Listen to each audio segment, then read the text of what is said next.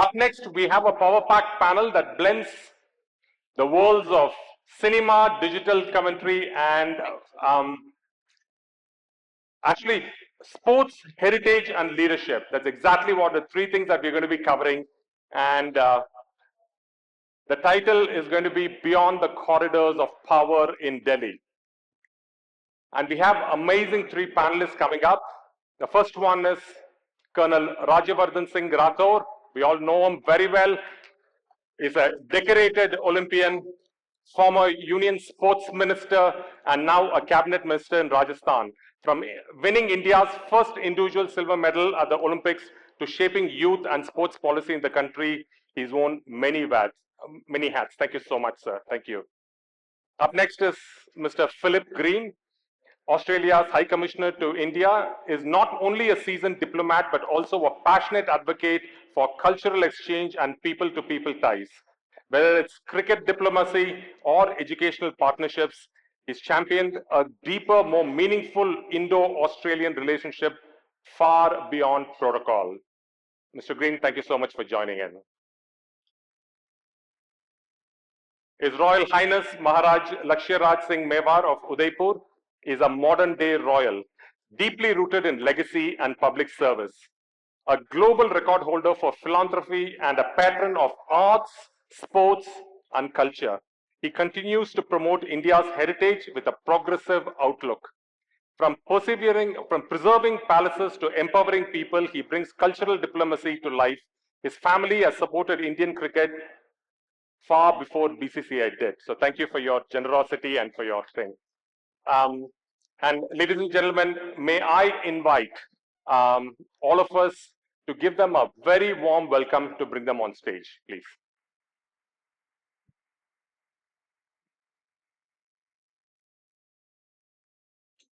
Greetings and good morning to one and all. Thank you so much for having us here on Talk Journalism. Let me please begin with thanking Mr. Kalla for having us. I think this is certainly a panel that will help me enhance my resume. So the first thing that I'm going to do, get off stage and update my CV for being on this panel. So thank you so much. I hope it is as exciting and enthusiastic for all of you that are present in this hall as much as it will be for us. What I will do is I will let the guest first begin and let him speak about India and Australia and tell us where we stand as far as our relationships are concerned, be it with sports, economy, or anything that he wishes to talk about. So over to you, sir. Just give us a brief. Where are India and Australia standing at this point? Thank you, Your Royal Highness. Thank you, Raj. Great to be on the same panel as you, Colonel. Super to see you again. Well, first of all, it's great to be back in Rajasthan. It's great to be back in Jaipur. And thank you and the organizers for the opportunity to do this. Look, it's very simple about Australia and India relations. They're at the highest point that we have ever seen. In the last 5 to 10 years, there's been a very rapid rise in our relations, and I can see in the audience people like Dr. Chaitawala, who's been a key feature in ensuring that they grow stronger and stronger. We have a very close relationship between our prime ministers. We have a first phase free trade agreement. We now describe India as a top-tier security partner. I'll come to the sport bit later, but I want to just set out for you the three underlying drivers that are pushing ahead this bilateral relationship and that will go on for decades. So the first is that Australia and India are now strategically aligned. We've always been friends, and the Indian High Commissioner or Ambassador has always been a friend wherever I've worked around the world. But now we both live in our region, the Indo-Pacific. We both think that has great opportunity and prospects and prosperity, but there are many challenges. And we have a shared vision, which we're working to make sure that those challenges are overcome. And whether it's our defense activities, our intelligence activities, our foreign policy activities are now aligned with that one purpose. Second underlying driver is economic complementarity. So India is the 5th biggest economy in the world. It will shortly be the 3rd biggest economy in the world. every other economy in the world would be taking interest in that. It's the fastest growing large economy in the world.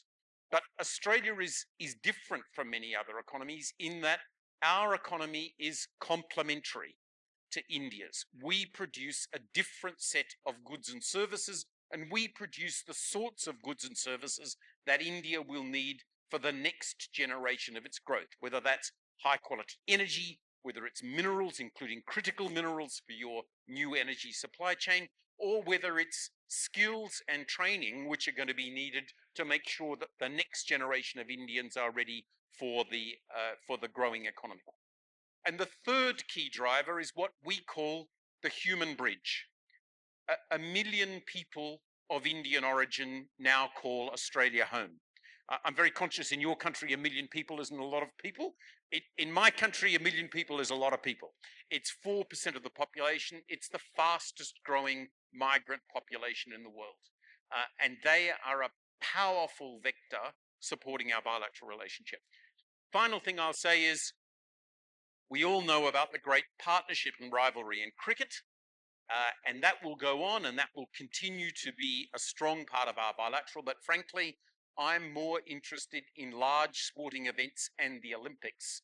Here, you're the expert, Colonel, but you know, I'm very excited about the prospect that Australia will host the Olympic Games in 2032 in Brisbane, and India is an applicant to host the Olympic Games in 2036.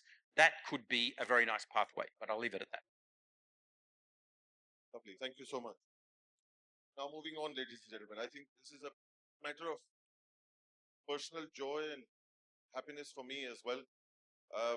And I think we need to be equally enthusiastic about this. मतलब आप लोग जितनी ऊर्जा हम लोगों में भरेंगे, जितनी जान आप लोग हम में भरेंगे, उतनी ही जो है हम लोग आपको जो है उतनी प्रेरणा दे पाएंगे इस मंच से। हम लोग सब कर्नल साहब को जानते हैं, मंत्री हैं, सारी कुछ चीजें हैं, पर दो चीजें ऐसी हैं जिसके लिए हम लोगों को बड़ा फख्र होता है। कई और चीजें हैं जिसकी वजह से फख्र होता है, पर दो चीजें हैं जो खास तौर पे हम लोगों को आज जो है, जिसके पहले कि मैं इनसे सवाल पूछूं या इनको कुछ कहने के लिए कहूं, ये मेरी जिम्मेदारी बनती है, मेरा दायित्व बनता है कि इन चीजों को मैं आपके साथ में बांटूं, क्योंकि आलोचना करने से हम लोग पीछे नहीं रहते और आलोचना करने वालों के कभी भी स्मारक नहीं बने। पर साथ ही साथ अगर किसी ने कुछ अच्छा किया है, देश का नाम अगर रोशन किया है, देश के लिए जाकर सरहदों पर अगर जाकर खड़े हुए हैं, तो कहीं ना कहीं इस देश का जिम्मेदारी भी बनती है और हमारा दायित्व भी बनता है। शब्द बहुत पौना है, पर धन्यवाद तो हम लोगों को भी कहना चाहिए। इस सभाकार को मुझे सिखाने की आवश्यकता नहीं है कि जिस व्यक्ति ने ओलंपिक के अंदर भारत के लिए, हमारे लिए जो है एक पदक जीता और सेना के अंदर जो है एक बखूबी प्रदर्शन जो है वो आपने अपने जीवन काल के अंदर जो है निभाया, और मेरे लिए निजी तौर के ऊपर ही ज्यादा खुशी की बात है कि आप किसी और पलटन से नहीं बल्कि 9 ग्रेनेडियर्स मेवाड़ से जो है वो रिश्ता रखते हैं। तो ये हमारे लिए जो है वो बड़ी खुशी की बात है, और एक मेवाड़ी होने के नाते आपने 9 ग्रेनेडियर्स मेवाड़ के अंदर जो है अपनी जो है वो, देखिए जो दो चार लोगों ने भी इतनी, मतलब मैं कभी नहीं कहूंगा आपको ताली बजाने के लिए, पर मैं ये जरूर कहूंगा कि ऐसी सोच के लिए और ऐसे व्यक्तित्व के लिए हमारी ऊर्जा जरूर कम थी। मैं एक मौका आप लोगों को, आज हम यहाँ पे इनको एक अलग रूप में देखते हैं, और ये मेरे लिए एक फैन मोमेंट वाली बात है जिसको कहने के लिए जो है वो मैं बिल्कुल भी नहीं हिचकिचाऊंगा। सेना जो हमारे सभी के रगों के अंदर, दिलों के जो है वो करीब है। अब मैं आता हूँ राठौर साहब के पास, ये पूछने के लिए कि आज की परिप्रेक्ष्य में, आज की देश में, आज की इस दुनिया में, इस 21वीं सदी के अंदर युवाओं को सबसे पहले जो है वो सब आपको खैर प्रेरणा के रूप में तो देखते ही हैं, पर आप ऐसा क्या उनको कहना चाहेंगे, बांटना चाहेंगे खेल कूद के विषय के अंदर, जिससे कि टियर 2 और टियर 3 के जो बच्चे हैं, जो लोग हैं, जो युवा हैं, वो आगे आकर और अपनी ऊर्जा को जो है वो विश्व के और देश के पटल पर रख सके। Thank you, Lakshayraj. Namaskar to everybody who's here. Very good morning. And Your Excellency, it's a pleasure to be here, meeting you second time. Lakshayraj, आपकी हिंदी बहुत सुधर गई है. And but I'll answer your question, Lakshayraj, but I'll keep the sort of the backdrop of the fact that we are sitting with the High Commissioner of Australia here in India. So I'll include the the relationship between India and Australia and what we can do between India and Australia, even in terms of sports. So let's begin with the fact that Australia is going to be hosting the 2032 Olympic Games, and Australia undoubtedly is a sporting power. And therefore, in terms of biomechanics, in terms of sports science, in terms of sports management, in terms of sports universities, in terms of event management, there's a lot that we can learn from Australia. And undoubtedly, we will have more sporting interactions between Australia and India, and especially with Rajasthan as well. Mr. Green, we as a state are one of the youngest states. When I say youngest state, what I mean is we have the about 63 population within Rajasthan, which is the workforce of Rajasthan. So we are a young state, and India, of course, is one of the youngest nations. India and Australia, Lakshayraj, we've moved from a strategic partnership, which was in 2009, to a comprehensive strategic partnership by 2022. And we have very strong relations with Australia in terms of defense and foreign affairs. We have 2+2 dialogue, which is the defense minister and the foreign minister of India and the defense minister or foreign minister of Australia regularly interacting with each other. We also have Australia-India Education Council working very extensively towards improving educational ties between the two nations. We also have strong trade cooperation between India and Australia. Today we have, in 2024, we had 24 billion worth of trade between India and Australia.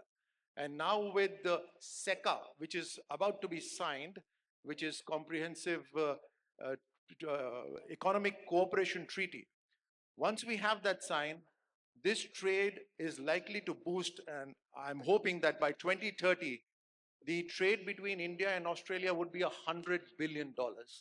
So even in terms of education, we have about 1 lakh plus students from India who are studying in Australia. And I was discussing with His Excellency earlier that Rajasthan could be a very good place for educational institutions of Australia partnering with educational institutes of India, and especially in Rajasthan. I mean, Purnima University is here. We have many more excellent universities, and that could be a good place for Australian universities to tie up. So you as it is educating about 1 lakh plus students in Australia, but perhaps 10 times more number of students could avail that facility if Australian universities were to move to Rajasthan. And so that's a place where we could have further engagements. Undoubtedly, large number of minerals are there in Rajasthan. So mining is a strong sector, including logistics, because in Rajasthan is between Delhi and Mumbai. So there's a large area where the logistics and container depots are located. So education, IT, gems and jewelry, there's a very large amount of sectors that we have where Australia could partner with Rajasthan specifically.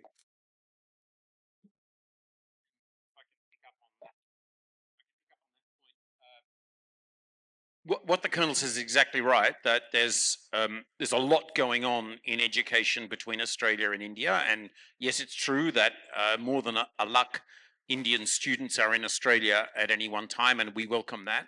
And that will continue to go strongly.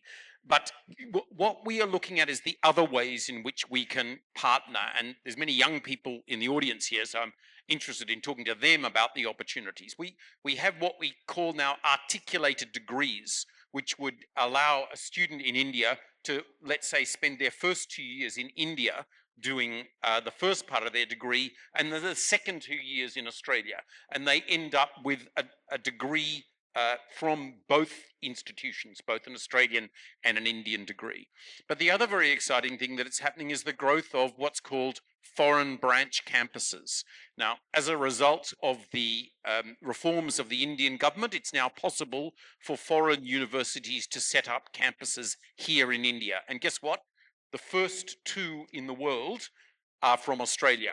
Both of them are now operating in Gift City. But that is just the start. There will be many more Australian universities that will choose to open foreign branch campuses here. And that presents a choice for the Indian family and the Indian student. Of course, people will be welcome to come to study in Australia, as many already have, but it's a choice that people now have to get an Australian quality degree right here in India at a lower cost. And you are right that that Rajasthan is a prime destination for this possibility, and I'd be delighted to encourage Australian universities to come and look at Jaipur and other centres in Rajasthan as potential venues for Australian branch campuses. Lovely, thank you so much. Coming to your Excellency, one thing that we want to understand here, coming to a bit of sports and making it a little bit more sports-centric, how do Australian universities or schools inculcate the aspect of overall development and making sure that sports is a part of their daily curriculum or routine within the structural framework of how the Australian system works in the education system? Well, I think there are three separate things here. The first thing is that for a school student in Australia, sports will be an integral part of the curriculum, and every week there will be periods of time focused on engaging in sport, and whether that's cricket or whether that's rugby or whether that's swimming or whether that's athletics, it'll be different at different times of the year. You know, we have some schools which are in our mountains areas and they go skiing. We have some schools, my Consul General in Mumbai, he grew up on the central coast of New South Wales. He went surfing for part of his education. So that's what happens at the school level. What then happens at the university level, at the tertiary level, is yes, there's plenty of opportunity for people to play rugby or cricket for their university. I played rugby for my university. But many Australian universities are focused on the sorts of disciplines that the Colonel talked about. So sports science, sports medicine, high athlete training, high quality physiotherapy, sports business, sports marketing, sports security. Sports is a business. Sports is a business. It's not just a leisure activity. And it's a business, frankly, for the young people in the room that's got a very big future in this country. So we are trying to make sure that our people and those who choose to come and study at our universities are ready for a world in which sports will be a larger part of the regional and global economy, and where there will be more jobs and opportunities. And frankly, this is a field in which we have invested quite a lot, and part of the results you see in Australia's success on the medal tables and so on, but part of it is also supporting a sports ecosystem in Australia, and which we would be very happy to engage India in, which offers business and job opportunities for young people in the field of sports. Lovely, thank you so much. Coming to the Honourable Minister, I'd like to ask you the same question, but just with one element different to it, that what is it that we can do to inspire students within our schools and universities to make sure that they look at sports more as a career now, from the cultural perspective, parents' background, as they used to a decade ago? Certainly, Lakshayraj, I think in India, the concept of sports has changed drastically. I mean, you remember that saying that kheloge kudoge to banoge kharab, you know, all of that. So it's now changed. A lot of successful sporting careers have sprung up in India, not just limited to cricket, but to many other sports as well. India is emerging as a sporting nation. Economically, we are getting more vibrant, and therefore, Saturdays and Sundays of a lot of families are spent with children. That's a major difference when the population is extremely committed to just working, they will work even on Sundays. But when economically we become better, then we choose to work on certain days and spend time with the next generation, which is very critical to sort of making them, strengthening them mentally and physically. Even in terms of policies, the national education policy by the central government is a big step towards including sports as part of main curriculum rather than being an extracurricular activity. Also, some of the policies like Khelo India, which is Mr. Green, that's a level, that's a competition at the national level between, say, the age group of 16 to 22. So it's almost like the college games of America. So that's a big step towards creating heroes, sporting heroes at that level. And also target Olympic podium, where especially for performing well at the Olympics, we have curated programs, a great amount of funding which is coming to the athletes to perform well at the Olympic level. Now, these things we are also trying to do at the state level. So we have Khelo Rajasthan, which is promoting excellence in sports and participation in sports at the state level. And we also have something similar to what is Target Olympic Podium at the national level. We have it at the state level as well. But apart from that, I think a lot of private academies are coming up, and I noticed that. It's a big change in Jaipur, I see. A lot of private run academies are there, which means that not only, of course, it's good for the citizens, but it's also a revenue generating mechanism for people. And that means parents are interested in sports, students are interested in sports. And like His Excellency mentioned, that sports is not only good for your physique, your mental status, but is also a billion-dollar business. Event management and sporting events, telecasting of sporting events. So I think we are now moving at a rapid pace towards what developed nations have, which is a healthy citizenry. And a healthy citizenry is there when you have sports, education, and a good bringing up, which is now in India. Lovely. Thank you so much. Every session you have this feeling that I wish I was asked this question and I wish I was able to answer that. So, Your Excellency, I will leave one question of your choice that you deem fit, that you think should be asked and people should know. And I would let you be the moderator for that yourself. Choose your own question and something that India needs to know. So this is the question that you are going to ask me. Okay. So the question I would like you to ask me is, what role does the diaspora of people of Indian origin play in Australia-India bilateral relations? Are you going to ask me? I just did. Just before I answer that, I just want to come back to one other thing that we haven't mentioned, and there's a group of school children in front of me, and many of them are girls, and so it reminds me that in sports there is even greater opportunity for women. And if you look at the sports, the winners table from Australia in each Olympics and Commonwealth Games, there are more women than men. And so this is something that is a big opportunity for women sportsmen, women sports people as well as men.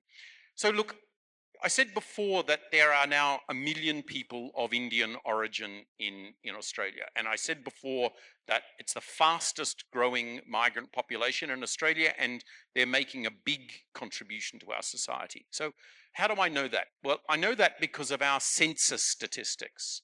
So our census statistics tell me that people of Indian origin in Australia are twice as likely than the rest of the population to hold a master's or further degree. They are 1.6 times more likely to open their own business. And they are 1.5 times more likely to be involved in community affairs, be that running a sporting group or doing something else of value in the community. So, that's a picture of a truly ideal migrant group. But we want them to do more than that.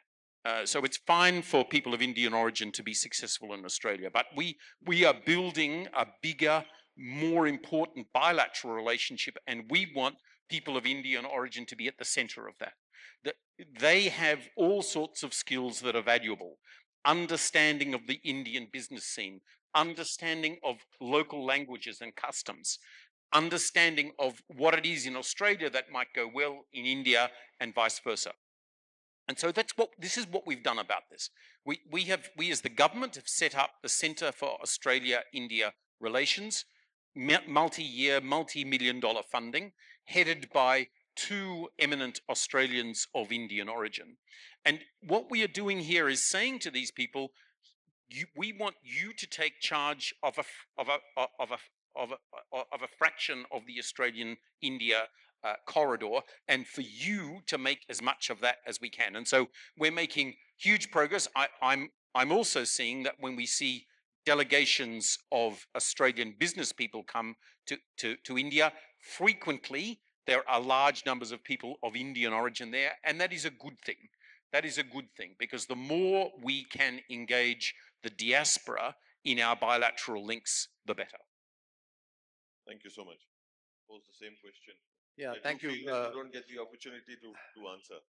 Lakshayraj, then that question would be that what could be the future of relationship between Australia and Rajasthan specifically?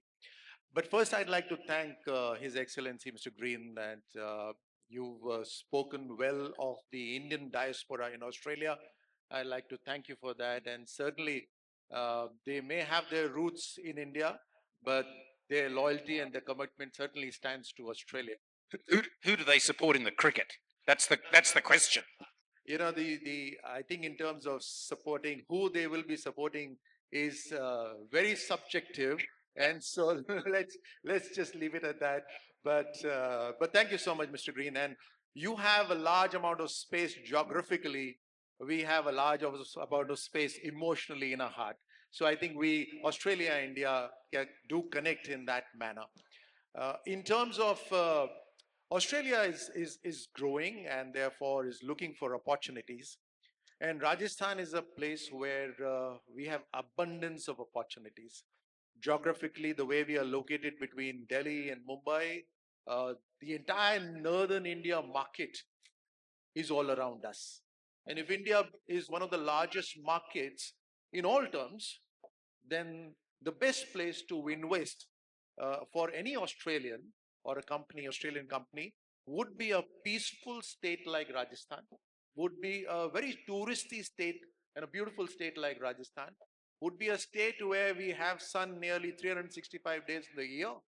We have, and when the world is talking about climate change and arresting the climate change, then again, for clean tech, for renewable energy, and for everything green, Mr. Green is Rajasthan.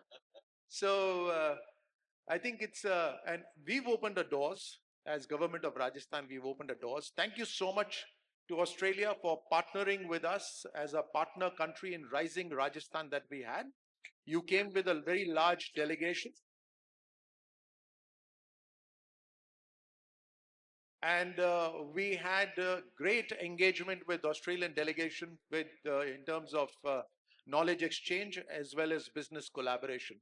Now, in terms of skill education, which we have already partnered with Australia since 2015. In terms of water management, we've already partnered with Australia from last about 7 or 8 years. We have education, we have sports, we have tourism, hospitality, information technology, and we have a plethora of opportunities. So now in December, we are going to be hosting a partnership conclave, which is furthering what we did in Rising Rajasthan. So we're going to be looking for partners who are going to be with Rajasthan and the people of Rajasthan. So I would like to take this opportunity to welcome Australia and Australian delegation for the partnership conclave in December as well. And thank you, Lakshayraj, for giving this opportunity. So now, ladies and gentlemen, I throw the house open to be able to ask any questions that you do deem fit. Anybody has any questions, please keep it sharp and at question only, please. Yes, I have a hand here on my left.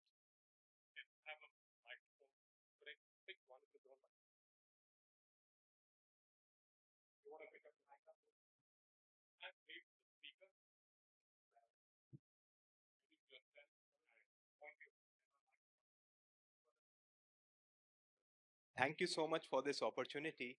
And I'm very grateful that Your Excellency and all the higher delegations have reached here to tell us about sports and the sporting culture in Rajasthan. And I'm very excited about the rising sporting culture in Rajasthan because I myself consider myself as a, you know, not an athlete, but somebody who's an admirer of sports. But, sir, there is a concern, a consensus in our state that the voices are not being heard. For example, in April, a delegation met a minister, a cabinet minister, and gave him a very nice proposal upon his request because there were people who were sad about something. But upon giving that proposal, the minister has not yet reverted back to the people, and it has been over 2 months. So there is a sense, an environment where the youngsters like me are feeling that there is no hearing, there is no open dialogue. So this question is directed towards Sir, you, Colonel Sir. Would you like to please answer on how to cope up with this hopelessness? No, there is, the situation is not as you say, but nevertheless, Rajasthan is a large state which is looking for development. If you look around and you see the number of young people here, they are all looking for employment. They're looking for employment where they can lead a life that they desire and dream. And they would not like to go to Hyderabad for that. They would not like to go to Bangalore for that. If you see the number of Rajasthanis working in Bangalore and Hyderabad IT industries, you would realize that there are a very large number of Rajasthanis. They would like to come back to Rajasthan. And certainly, I'm sure this delegation and to whosoever they gave this application, it will be thought of and considered as a whole from in terms of what is required for the entire state of Rajasthan and then what is required by a delegation, and it would be then treated accordingly. So we are considering all aspects, and Rajasthan is in need of creating an environment where the young population of Rajasthan finds a place to grow. Sir, I completely agree. No, just I think there's a gentleman just behind you who wants to ask a question. Uh, yeah, please. Very good afternoon, sir. My name is Yashil, and my question is to Colonel Rathore. Sir, recent years, India has been excelling in every field. Every field, I mean, you can see, you can talk about space, we can talk about sports in every field. But in sports, if I mention especially, there is a funnel system which filters the masses, are filtered through the funnel to getting out the best resources, best players in every sport. Do you think, sir, that that funnel is working correctly, and do you think there is a lot of improvement which can be done in that funnel at that system? Because a lot many times it has seen that the right people are not reaching that place where they might be. A person like me, I have never played a sport, but still I have a state level certificate. So that sort of a thing, I think there should be a proper system. What do you feel, sir? And how does our government right now is working on that? Thank you so very much. Thank you. That's a good question. So there is always aspiration for more. There is always a requirement to become better. And undoubtedly, there's been a tremendous change from the time that I was competing for this nation to the time now that I see young athletes getting much better resources in terms of travel, equipment, biomechanics, sports science, and everything. So, yes, uh, there is a requirement to improve, but let me assure you, improvement has to be constant and never ending. We will never reach a situation where we say, okay, no longer improvement is required? Australia, as I mentioned, is a sporting nation. Do you think Australia doesn't need improvement? They're constantly working on improvement. But thank you so much. With this, I would like to thank everyone for being here, being a lovely audience, and at the end, thank both the panelists for taking out valuable time and talking to us. And in the end, I just say one line: the idea is never to prove, but the idea is always to improve. Thank you very much, ladies. Brilliantly said. Brilliantly said. Thank you so much. If I can just